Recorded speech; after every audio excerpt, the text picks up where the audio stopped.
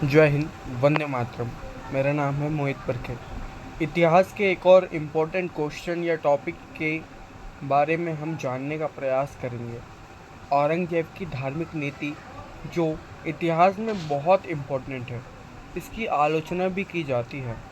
औरंगजेब जो एक कट्टर धार्मिक व्यक्ति था, शासक था, उसने किस प्रकार से धर्म नीति का अनुपालन किया, उसके बारे में हम जानने का प्रयास करेंगे। तो मैं केवल पढ़कर बताऊंगा, थोड़ा एक्सप्लेन उसको सरल तरीके से ही करूंगा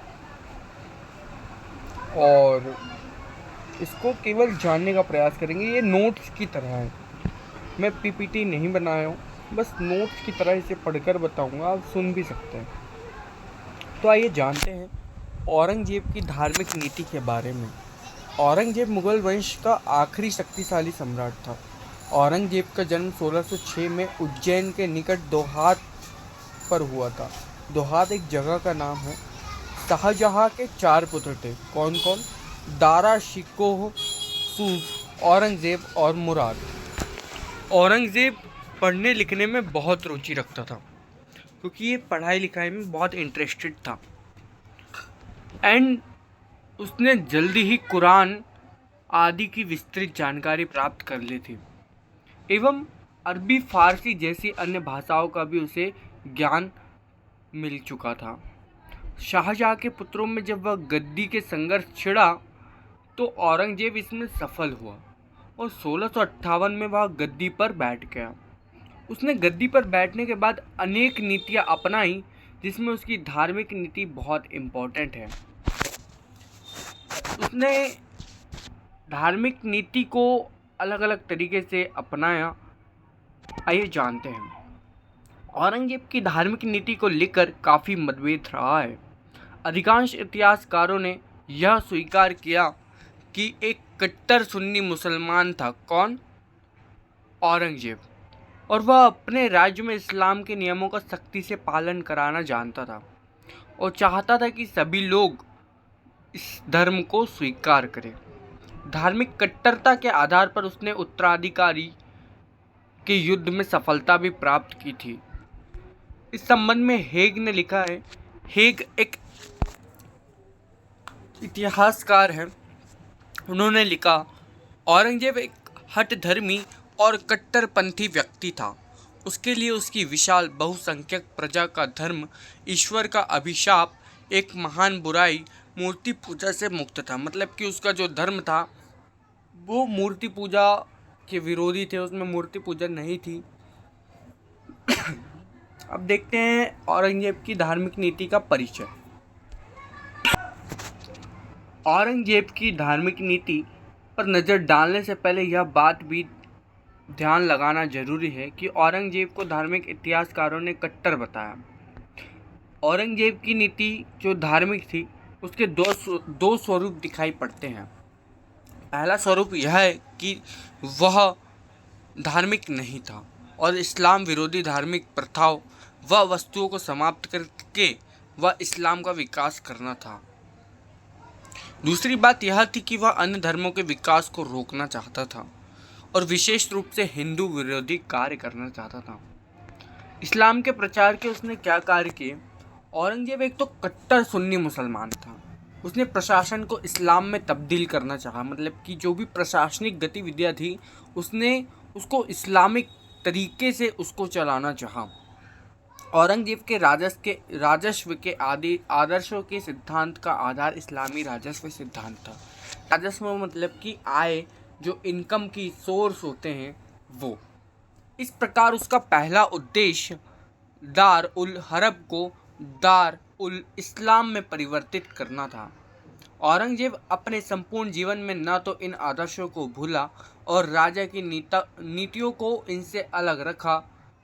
औरंगजेब सोचता था कि वे सभी मुगल सुल्तान जो पहले शासन करते थे, उन्होंने भारत में इस्लाम की सर्वोच्चता स्थापित करने का कोई प्रयास नहीं किया, जबकि औरंगजेब अपने सारे जीवन में यही काम करता रहा। वह इस्लाम का प्रचार करता रहा और धार्मिक कट्टरता को बनाए रखने का प्रयास करता रहा। क्योंकि उसका मानना था कि यह एक मुसलमान का कर्तव्य है।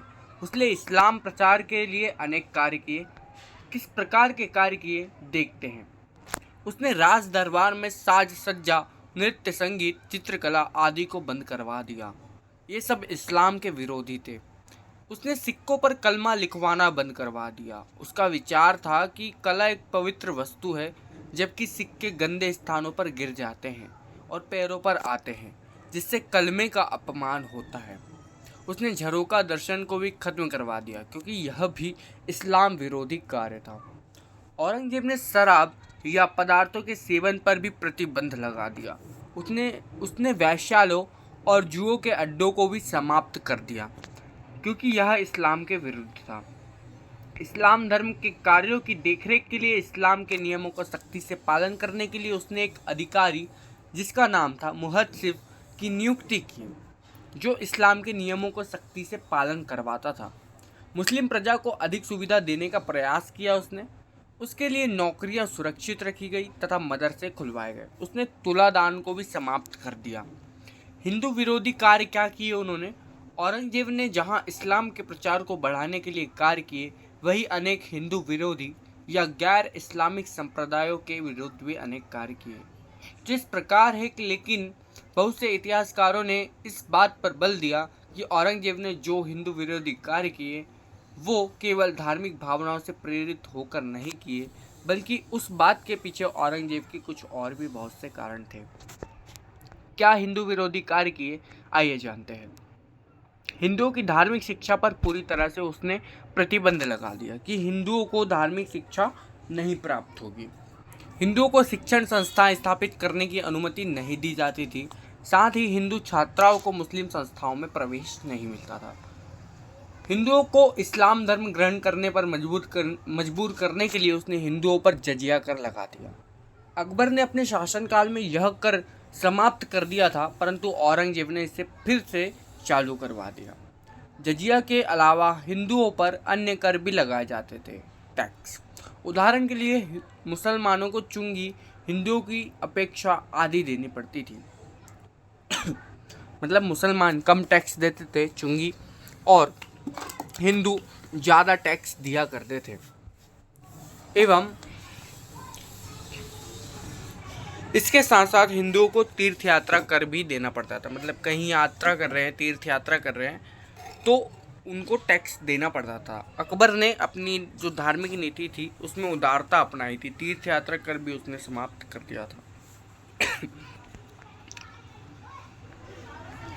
गैर इस्लामी लोगों को धर्म तोड़ने पर मजबूर करने के लिए उन्हें नौकरियों से हटाया गया, जिससे वो इस्लाम धर्म को स्वीकार करने लगे। इस्लाम धर्म ग्रहण करने के लिए अनेक प्रकार के प्रलोभन यानी कि लालच आदि दिए गए। यह कहा गया कि जो हिंदू से मुसलमान बनेगा उसे बड़ा सम्मान दिया जाएगा, उसे हाथी पर बैठाकर सारे राज्य में घुमाया जाएगा। हिंदुओं पर अनेक प्रकार के सामाजिक प्रतिबंध भी लगाए गए, रेस्ट्रिक्शंस लगाए गए, जिसे राजपूत के अलावा कोई भी हिंदू हाथी, घोड़ी, पालकी आदि पर सवारी नहीं करेगा। मतलब राजपूत से अच्छे संबंध थे, तो उनके मेलों, त्योहारों तथा उत्सवों आदि पर भी प्रतिबंध लगा दिया गया।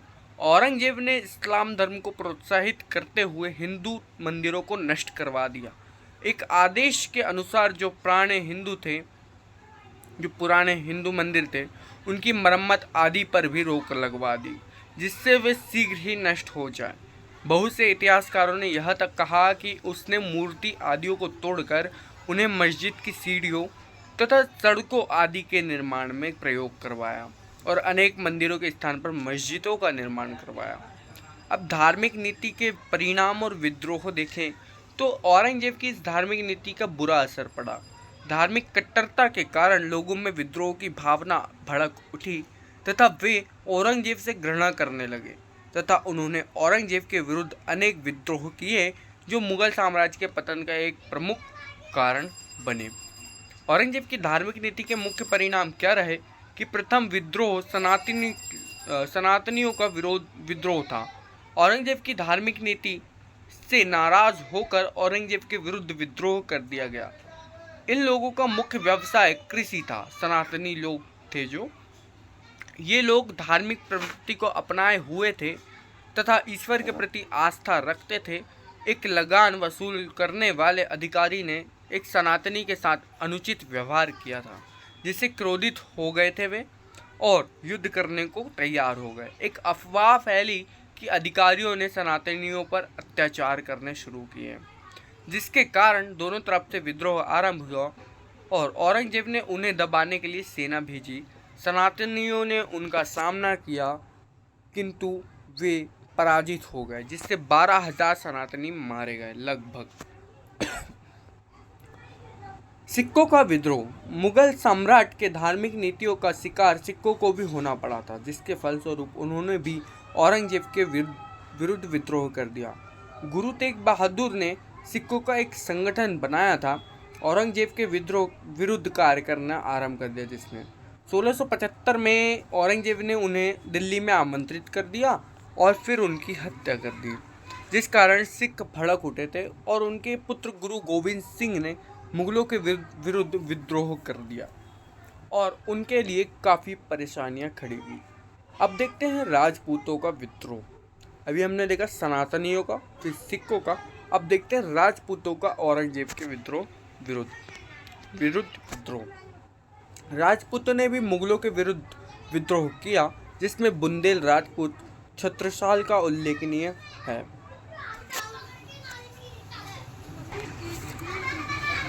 वे शिवाजी के कार्य से काफी प्रभावित थे। शिवाजी ने उन्हें बुंदेलखंड में विद्रोह करने की प्रेरणा दी थी तथा उन्होंने अनेक स्थानों पर मुगल सेना को पराजित किया और अपने क्षेत्र को बढ़ा लिया। विवश होकर औरंगजेब को उससे संधि करनी पड़ी, मतलब मित्रता करनी पड़ी। अब देखते हैं मराठों का। राजपूतों के समान मराठा भी विद्रोह किया उन्होंने भी। शिवाजी के नेतृत्व में मुगलों को कई स्थानों पर पराजित किया गया तथा चौथ और सरदेश मुखी वसूल करने का अधिकार दिया गया। चौथ मतलब उपज का 1/4 भाग टैक्स के रूप में तथा सरदेश मुखी एक उपज का 1/10वां भाग। अब जाटों का विद्रोह देखे औरंगजेब के विरुद्ध, तो औरंगजेब की धार्मिक नीति के परिणाम जाटों में भी दिखाई देते हैं। जब औरंगजेब ने मूर्ति तथा मंदिरों को तोड़ा, तब जाट मुगलों के विरुद्ध हो गए। उन्होंने अपना एक संगठन तैयार किया तथा गोकुल को आपा एक नेता बनाया गया। तिलपत नामक स्थान पर जाटों और मुगलों के बीच भयंकर युद्ध हुआ। जाट पराजित हुए और गोकुल मारा गया, परंतु जाट इससे निराश नहीं हुए। उन्होंने दूसरे राजा राम को अपना नेता बनाया, जिसने मुगलों के विरुद्ध भयंकर विद्रोह किया। मुख्य सेनापति की हत्या कर दी गई। जजिया कर वसूल करने वालों को मार दिया गया। मकबरों और मस्जिदों को लूटा गया और औरंगजेब की जाटों से मुक्ति मिल गई। निष्कर्ष देखें तो औरंगजेब की धार्मिक नीति को लेकर इतिहासकारों ने सहमति नहीं दी है। कुछ इतिहासकार मानते हैं कि औरंगजेब की धार्मिक नीति के संबंध में बहुत कुछ बढ़ा चढ़ाकर कहा गया। लेनपुन, श्री राम शर्मा आदि विरोध करते हैं कि औरंगजेब धार्मिक कट्टर नहीं था। वह कई मंदिरों और धार्मिक स्थलों को दान भी देता था और उसने कई मंदिरों का निर्माण भी करवाया था। श्री राम कहते हैं कि दक्षिण में जहां औरंगजेब ने 27 वर्ष बिताए, वहां के मंदिर जैसे के वैसे हैं। उसने गया के मंदिर में अनुदान के रूप में जमीन दी, परंतु कुछ विद्वानों के कथनों का पूर्ण विद्रोह करते हैं और यह बात स्वीकारते हैं कि औरंगजेब धार्मिक कट्टर था। यह निष्कर्ष है कि औरंगजेब एक धार्मिक कट्टर सुन्नी मुसलमान था, जिसने इस्लाम के प्रचार के लिए कई कार्य किए और हिंदू धर्म को ठेस पहुंचाई।